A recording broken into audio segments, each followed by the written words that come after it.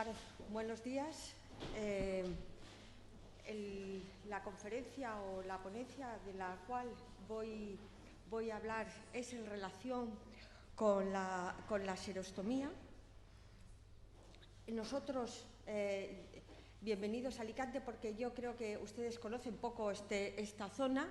Yo pertenezco a la zona de Murcia. Si ven en el mapa, está un poco más abajo de aquí, de Alicante. Pertenecemos a una universidad que es una universidad pública, en el cual se forman un determinado número de estudiantes prácticamente pequeño. Los dedicamos tanto a docencia como a investigación como a asistencia clínica.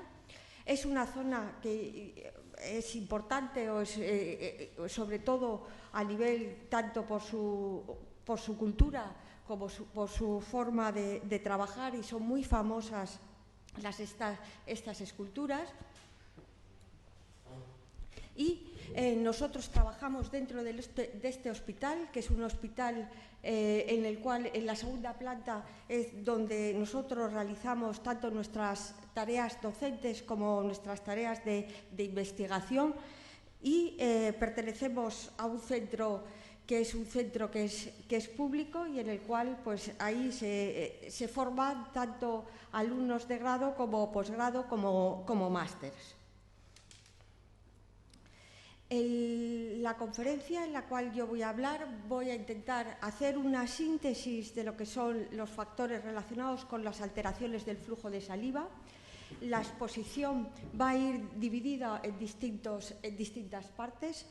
Por una parte vamos a hablar de qué es la sequedad de boca, por otro lado hablaremos de las manifestaciones clínicas, y posteriormente daremos una serie de pautas de tratamiento, y luego haremos un resumen a modo de ver cuáles son las causas o cómo podemos manejarnos nosotros con los pacientes con sequedad oral.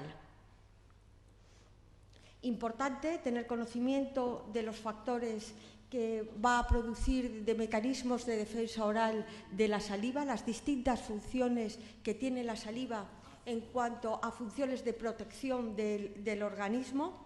Es importante que cada vez tiene más vigor las funciones tanto de diagnóstico, por ser el recuento de saliva una prueba no invasiva, y cada vez hay más pruebas con mayor fiabilidad y mayor sensibilidad para hacer un buen diagnóstico a través de la saliva. La saliva es un fluido en el cual posee unos ritmos circadianos, hay un flujo de saliva que va a ser mínimo durante la noche, de ahí importante siempre tenerlo en consideración para la hora de realizar una buena higiene oral. En cuanto a los datos epidemiológicos respecto a la saliva, van a variar, depende de las fuentes donde uno consulte, es decir, dependiendo de dónde vaya a tomar esa información, los datos de prevalencia sobre la sequedad oral van a ser bastante variables. En general se habla que en personas de más de 55 años la prevalencia de la xerostomía es alta. Hay que diferenciar dos conceptos o dos términos, que por un lado sería la xerostomía, que es la sensación subjetiva que tiene el paciente de sequedad oral, y por otro lado la hipofunción glandular, que es la verdadera alteración del flujo de saliva. Las principales causas de alteración del flujo de saliva, sobre todo van a ser distintas enfermedades, pero sobre todo va a ser el consumo de fármacos, la edad, los pacientes con síndrome de Sjögren, los estados de deshidratación y las alteraciones de los estados inmunitarios. En general, sobre todo en los pacientes con síndrome de Sjögren, en el que el paciente presenta sequedad oral, sequedad ocular y manifestaciones a nivel articular, generalmente la artritis reumatoidea, son una de las principales enfermedades en relación con la sequedad oral. Los medicamentos son los principales causantes de esta xerostomía, y la xerostomía muchas veces está relacionada con la edad, no porque la edad sea la que cause la serostomía, sino porque el envejecimiento lleva a mayor consumo de fármacos y este mayor consumo de fármacos conlleva una mayor alteración del flujo de saliva. Entre los fármacos, en la actualidad hay más de 500 fármacos en relación con alteración del flujo de la saliva, pero hay fármacos que son de uso muy habitual en pacientes mayores, como los antihipertensivos, los diuréticos y los ansiolíticos. ¿Qué manifestaciones clínicas nos vamos a encontrar en los pacientes con sequedad oral? Pues las manifestaciones clínicas que nos vamos a encontrar, es decir, aquellas manifestaciones de carácter funcional, dificultad para hablar, alteraciones del gusto, alteraciones de la deglución, alteraciones de la masticación, los alimentos se van a impactar, van a quedar retenidos a través de los dientes.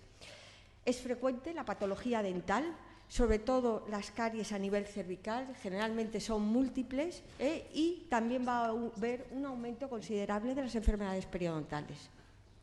Nos vamos a encontrar con mayor susceptibilidad debido a esta sequedad oral de enfermedades de origen infeccioso, vamos a tener mayor cantidad de cándidas o mayor presencia de candidiasis en estos pacientes debido a esta disminución del flujo de saliva, va a ser uno de los condicionantes locales para aparición de la serostomía. Las estomatitis por prótesis, las zonas estas eritematosas que nos vamos a encontrar en los portadores de prótesis, es decir, los pacientes con saliva, con ausencia de saliva, se va a perder esta disminución del flujo y va a producir pues, este enrojecimiento y esta irritación y como consecuencia va a ayudar a que aparezca la aparición de cándidas. Es frecuente también encontrarnos en estos pacientes que la disminución de flujo, mayor acúmulo bacteriano, mayor prevalencia, menor higiene oral, mayor posibilidad de que aparezca halitosis, mayor enfermedad periodontal y mayores alteraciones en general del medio oral. Muchas veces hay que fijarnos, porque en la exploración, si pueden verse en esta imagen, a nivel del segundo molar, la apertura del conducto de Stenone, en el cual, si nosotros vemos cómo esa saliva aparece viscosa, determinadamente algo purulenta, que nos va a confirmar. Siempre en la sequedad oral tenemos que hacer una historia clínica y valorar los síntomas extraorales que pueden acompañar a estos pacientes. El diagnóstico se debe de hacer tanto a nivel clínico como a nivel de exploración. Es decir, nosotros debemos utilizar test que estén validados para valorar esta sequedad oral.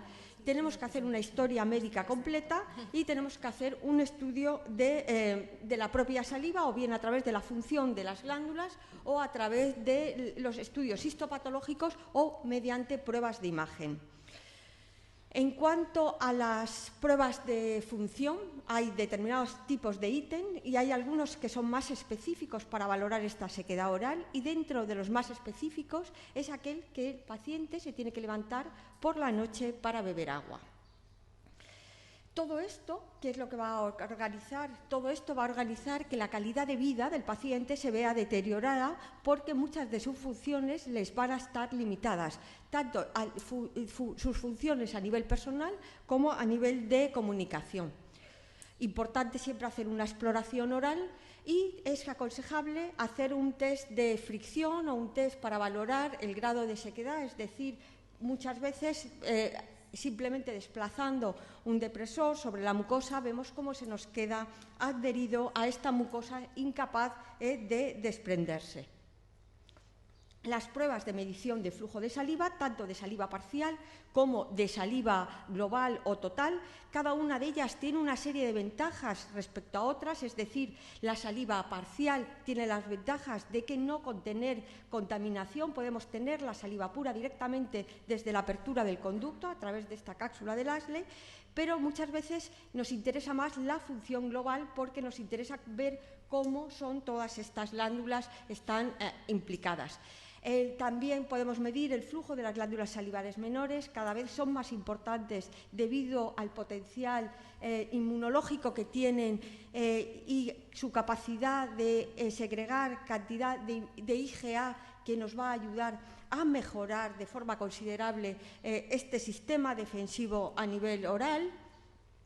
Por supuesto, siempre tenemos que hacer una xianometría global a la hora de ver, comprobar esta disminución, esta alteración del flujo. Lo hacemos siempre con la técnica de drenaje, ya descrita desde hace bastante tiempo, y prácticamente esta prueba tiene una capacidad de diagnóstico y una sensibilidad bastante alta. Es una prueba que no es cruenta y es fácil de hacer.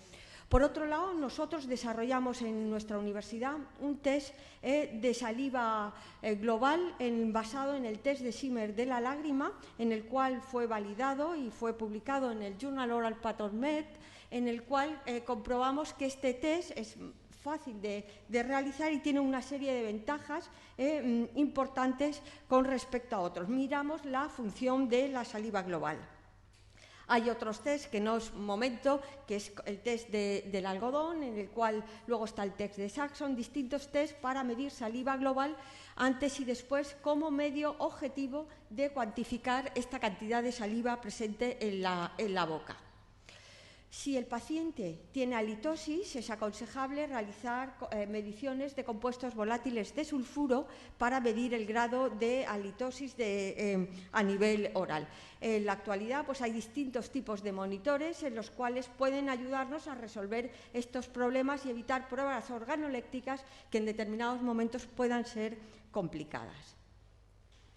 Esta imagen que ven ustedes aquí, este es Sjögren, él no era dentista, él era un oftalmólogo sueco, y él fue el que vio que sus pacientes con ojos secos también presentaban boca seca, y fue él el que unió estos dos síndromes, es decir, la sequedad oral, la sequedad ocular y la unión de enfermedades del tejido conectivo como la artritis reumatoidea o el lupus.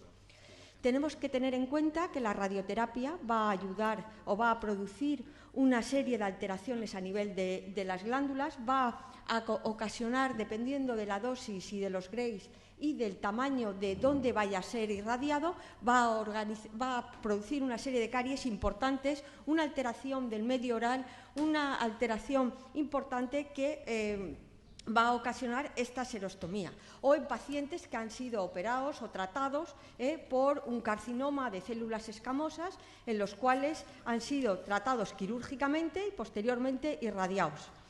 O en otros determinados tipos de pacientes tenemos que tener siempre presente la causa, cuál ha sido la causa de esa serostomía, porque va a ser diferente si la glándula va a tener capacidad de respuesta por una radiación o va a ser por origen farmacológico.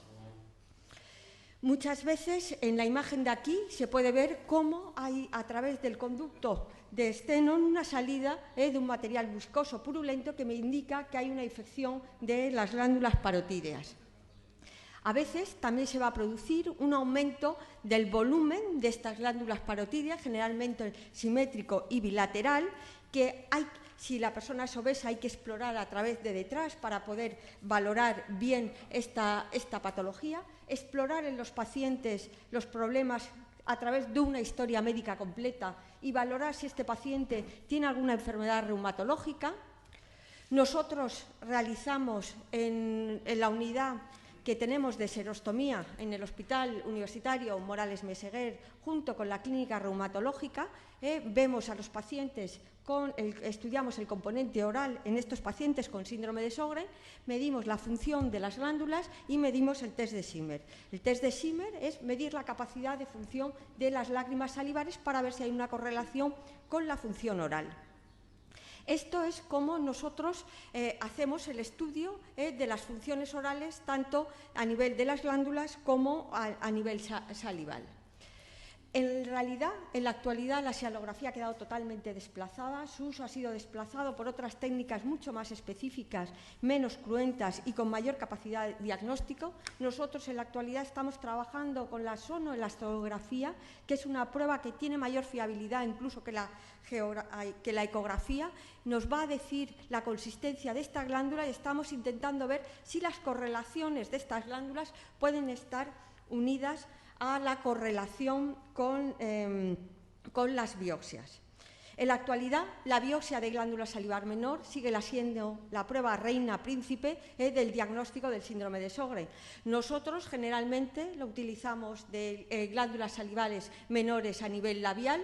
Utilizamos una pinza que nos es útil porque la hemos llamado pinza B, pero se puede utilizar la pinza de Chalazion. Igualmente nos va a ayudar a sujetar, nos produce una isquemia y nos va a ayudar a realizar mejor la técnica quirúrgica. Como ven, se anestesia, tenemos que llevar siempre cuidado a la hora de realizar la biopsia de glándulas salivares, no realizarla en zona donde esté traumatizada, sino simplemente en una zona en la cual no haya ningún área de traumatismo. Se debe hacer una pequeña incisión y lo que vemos aquí que está saliendo son las glándulas salivares menores. Se toman, tenemos que tomar al menos 4 para ser diagnóstico de síndrome de Sjögren. Otras veces, si vemos que hay una tumefacción, habrá que hacer punción, aspiración para valorar este tipo de prueba. Una vez ya valorado, clasificado y sabemos la filiación de esta serostomía y sabemos cuál es la causa, vamos a pasar a proponer o ver cuáles son las distintas medidas terapéuticas que vamos a hacer en estos pacientes.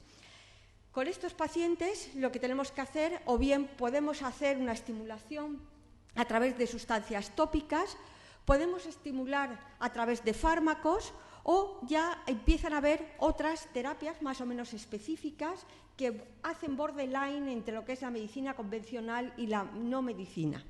Y por otro lado, como profesionales de la salud oral, todas las terapias que conocemos como medidas preventivas. Por un lado, es importante la hidratación. La hidratación a veces se olvida. Es decir, nosotros vamos a trabajar muchas veces, la mayor causa de serostomía suele ser debida a fármacos y suelen ser pacientes mayores. En los pacientes mayores, el centro de la sed se altera por la edad y la hidratación no es lo suficientemente adecuada. Por lo tanto, hay que hidratar al paciente aconsejándole que beba suficiente cantidad de líquidos. Evitar aquellas sustancias que puedan producir deshidratación. Hay que evitar el café, el alcohol y también hay que humidificar el ambiente. Nosotros estamos en una zona, Alicante pasa igual que en Murcia, es una zona muy seca y necesitamos una hidratación extra, sobre todo en la temporada ya que entramos. Por ello, podemos estimular con estimulantes o bien mecánicos, de forma de masticación, o bien gustativos, bien de forma de caramelos sin azúcar, para que el paciente esté todo el rato moviendo y estimulando esta secreción, o a través de fármacos. Esta imagen que tienen ahí es Murcia, y el río que pasa por el centro de la capital es el Segura, es uno de los ríos. No es el más limpio, pero nuestra ciudad es pequeña, es confortable y les invito a que si tienen la oportunidad de visitarla, pues vayan allí, que estaremos encantados de recibirle. Sustancias parafarmacológicas que han intentado estimular la secreción salival, como sustancias que lleven el ácido málico, el ácido cítrico, el limón, es el mayor estimulante de la secreción de la saliva. Otros lo que le hacen es ponerle sustancias protectoras para la secreción. En la actualidad, la serostomía, la mayor, es crónica, son pacientes mayores, los recursos económicos no son los que hace una determinada época, entonces hay estos determinados productos prácticamente han bajado mucho el consumo debido a que no están incluidos en el sistema sanitario español y se intenta introducir otras sustancias. Los fármacos que más se han implicado en la estimulación de la secreción de la saliva, pues son los que ven aquí, pero sobre todo es la pilocarpina, es el fármaco de elección. Ha habido otros fármacos como la bromexina, que la bromexina no es que estimule la secreción de la saliva, lo que hace es quita la viscosidad y por lo tanto aumenta la salivación. Es la pilocarpina el fármaco de elección. Entre pilocarpina ahora hay otro fármaco que es la cevimelina, que ayuda a la estimulación de la secreción salival.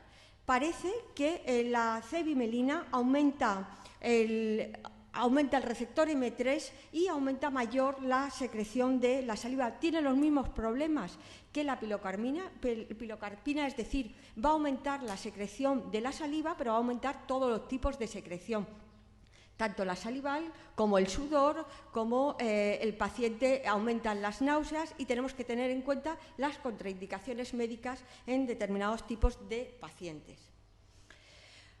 Hay otra sustancia que se está utilizando, sobre todo para aquellos pacientes que vayan a ser irradiados, que es de uso no profesional, sino de uso hospitalario, que es la mifostina, que es un citoprotector glandular que se da el día de antes que se va a irradiar al paciente, y con ello lo que se hace es proteger a todas estas glándulas para que el campo de irradiación la destrucción sea menor.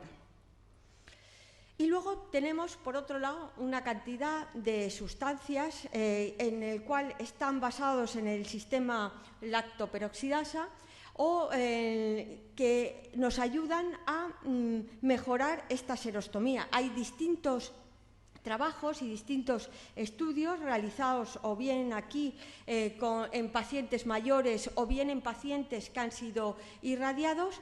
El producto más importante había sido inicialmente el sistema lactoperoxidasa, luego han ido saliendo otros tipos de productos. Todo lo que ellos quieren hacer es recordar cuáles son las funciones de la saliva, entonces imitar a través o de pastas de dientes o a través de geles o a través de pastillas o de chicles este tipo de sustancias. Tenemos que tener en cuenta que muchos son pacientes mayores, que los pacientes mayores no podremos dar sustancias que sean verdaderamente masticatorias, es decir, un paciente con una prótesis completa no podrá utilizar los chicles. Tendremos que ir un poco conjugando las distintas funciones.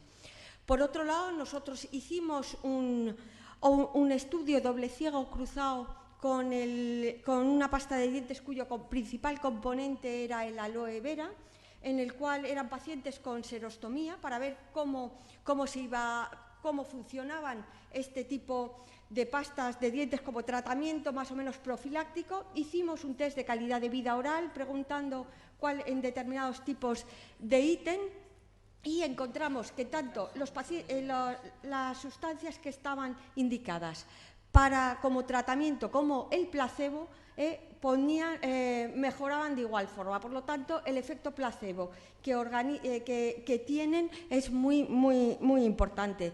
Por otro lado, lo que sí que es importante es que si se añaden sustancias antibacterianas como la clorhexidina o el triclosan, lo que va a ayudarnos es a mejorar el componente microbiano.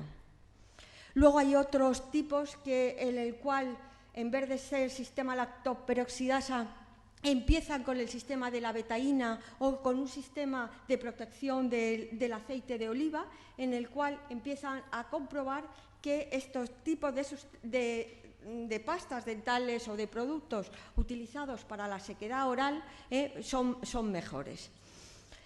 Luego, a partir de aquí, ya para finalizar, y ya no les quiero aburrir más porque es un tema a veces un poco denso, hay otro tipo de terapias más o menos alternativas y que nos van a ir introduciendo, como es decir, es aquel paciente que va a ser irradiado, pues hacer bancos de saliva. Aquel paciente que va a ser irradiado se quita la saliva, se guarda y posteriormente puede recibir su propia saliva. En la actualidad, pues el sistema sanitario a nivel español no lo permite, y pues tenemos que valernos de las distintas pautas terapéuticas que tenemos en el mercado. La acupuntura es un método que ha sido como estimulante de la secreción salival. Hay imágenes de resonancias magnéticas funcionales en los cuales se empieza a ver que sí que hay determinados tipos de puntos en los cuales puede funcionar la acupuntura en este tipo de pacientes, pero todavía estamos en un proceso de adaptación y de estudio. Y ya, por último, para acabar, yo no sé si conocen ustedes estos sistemas de electroestimulación eléctrica de la serostomía. Se trata de aparatos en los cuales el nombre comercial de este aparato es este que ponen ahí. Está desarrollado a través de un proyecto europeo con un grupo israelita, que es el profesor Wolf, el que inicialmente patrocinó el estudio, y se trata de una especie de férula en el cual hay un estimulador. Entonces, el paciente se pone el estimulador y a través de un mando el paciente se le producen pequeñas descargas eléctricas y a partir de ahí se puede producir una estimulación de la secreción. Igual que está realizado en pacientes con prótesis o en pacientes edéntulos, también se puede poner en la cabeza de los implantes. Entonces, son técnicas de desarrollo que en la actualidad están intentando iniciarse en relación con estimulación de estímulos externos para aumentar la secreción de esta saliva. Tenemos que tener siempre en cuenta que el paciente tiene que tener suficiente cantidad de saliva o suficiente cantidad de parénquima glandular para poder ser estimulada. Si un paciente ha sido irradiado y ha perdido casi todas las glándulas, por mucho que nosotros estimulemos, poca cantidad de saliva podrá producir el paciente. Y yo creo que lo más importante desde el campo, ya para finalizar, de nuestro campo a nivel oral, sería la prevención. Es decir, nosotros debemos seguir, monitorizar, controlar y asegurar que estos pacientes tengan un buen cuidado oral. Tenemos que asesorarle perfectamente en las técnicas de higiene oral, porque hemos visto al principio el riesgo de caries, el riesgo de enfermedad periodontal, el riesgo de procesos infecciosos, la aplicación importante de fluoruros o agentes antimicrobianos. Importante asegurar un asesoramiento dietético, es decir, el paciente tiene que beber suficiente cantidad de líquido, tiene que tener, el pilar fundamental es el contenido de agua y el controlar las infecciones en el momento puedan aparecer. ¿Qué es lo que pasa en la actualidad? Cuando ustedes diagnostican a un paciente que tiene serostomía, lo primero que van a hacer es ir a Google, o bien ellos o bien su familia directo, y van a poner boca seca tratamiento. Entonces nosotros hicimos un estudio en relación qué información tienen las páginas web sobre el tratamiento de la boca seca. Para ello, nosotros estudiamos en dos periodos distintos, pusimos tratamiento de boca seca y valoramos tanto en inglés como en castellano determinado tipo de páginas. Los criterios que utilizamos para valorar estas páginas son iguales que los criterios que se utilizan para valorar los criterios científicos de la revista. Cogimos los criterios JAMA y los criterios DISCER para valorar si esa página tenía autoría, si tenía publicidad y cómo eran esa calidad, cómo son esos estudios que hay, nuestros pacientes, qué información van a sacar a través de la página web de Internet, cuál es la información que ellos sacan. ¿Y qué los encontramos? Que prácticamente la información, el tratamiento de la sequedad oral, la información que poseen los pacientes es totalmente insuficiente. Y ninguna, prácticamente muy pocas páginas web reúnen los criterios o bien DISCER o bien JAMA para valorar como páginas de Internet que sean correctas. Por lo tanto, y la mayoría tenían un carácter comercial o privado. Es decir, la información a nuestros pacientes debemos de darla el profesional o guiar a ellos a determinado tipo de páginas para que el paciente tenga una información totalmente adecuada.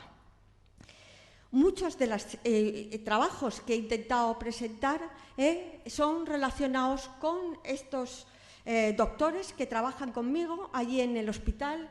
Aquí están algunos, no están todos. Aquí está la doctora Diana, que está sentada aquí. Somos un grupo con muchas ganas de trabajar, con muchas ganas de desarrollar, y en la actualidad estamos desarrollando distintos tipos de proyectos.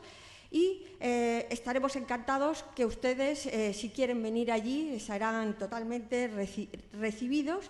Y con ello he intentado dar un resumen general de lo que ha sido el tratamiento o las pautas, como hemos comenzado inicialmente, de lo que es el problema de la serostomía.